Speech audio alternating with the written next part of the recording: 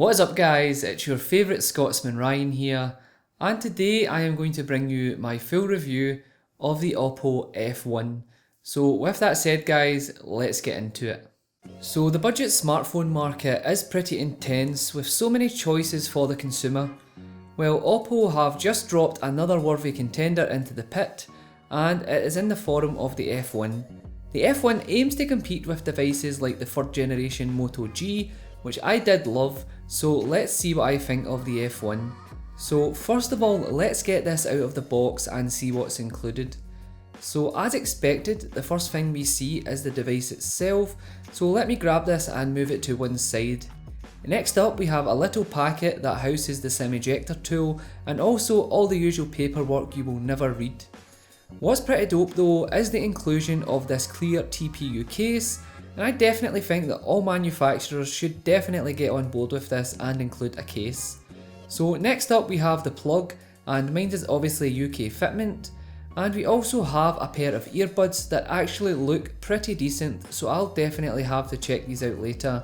And the last item in the box is the micro USB cable itself. So first things first, let's talk a little bit about the build quality, as when I was in London, the first thing that definitely struck me was how awesome this was built considering the price point.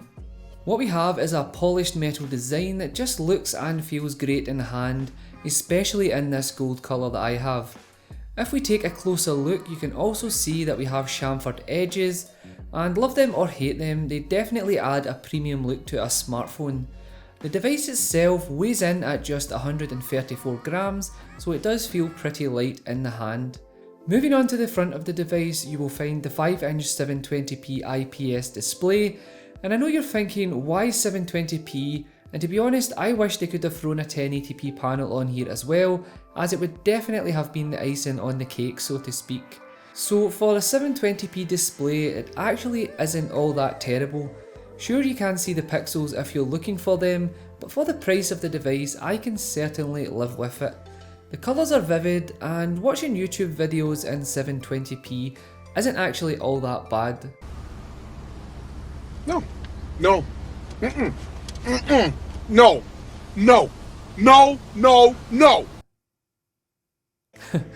Seriously though guys, if I wasn't so spoiled with all these smartphones with Quad HD panels, the display itself isn't actually too terrible. So below the screen you will find capacitive buttons for navigating, and above the display you will find an 8 megapixel selfie camera along with the earpiece and various sensors. If we take a look around the F1, on the right hand side is where you will find the power button and dual SIM tray. If you won't be using two SIMs, then you can go ahead and utilise SIM slot 2 and use a microSD card up to 128GB, allowing you to expand on that 16GB of storage. And I definitely found this to be a must-have inclusion, as 16GB of storage these days just shouldn't exist if you ask me. Onto the left hand side and you will find the volume buttons, and I must say that all the buttons definitely have a nice tactile feel. Up top we have the 3.5mm headphone jack, and on the bottom we have the micro USB port and a microphone. The rear of the device houses the 13 megapixel camera and flash, and also the single speaker along the bottom, which, let's face it, is a terrible position for a speaker, but it doesn't actually sound too bad. And obviously that's when your finger isn't covering it when you are holding the device in landscape. So powering this device along is a Snapdragon 616 octa-core processor, an Adreno 405 GPU, 3GB of RAM and a 2500 mAh battery. When it comes to the performance, I ran into no issues at all. The F1 runs on Oppo's ColorOS, which is based off of Android 5.1.1. You can scroll through the home screens and multitask with ease, and that's where that 3GB of RAM comes into play. I also tried a few of my favourite games out, and they ran without any issues at all. Riptide GP was smooth and I seen no hiccups, and the same can be said for Ski Safari 2. I also didn't notice the device getting hot, but if you guys want me to do some in-depth gaming tests like I did with the 5X, with temperatures etc, then definitely just leave a comment down below and I'll go ahead and do that. Overall, ColorOS is pretty smooth and fluid, and the only downside being is that there is no app drawer to be found, which is a pretty common sight on these Chinese devices. Either way, this is hardly a problem as there is plenty of launchers out there that you can go ahead and download if you wish. So ColorOS is packed with features, and rather than bore you with all of them, I'll just discuss a few that I enjoyed. First up is the ability to customize the device with themes via the built-in themes store. There are many themes you can choose from, and applying them is super fast and easy.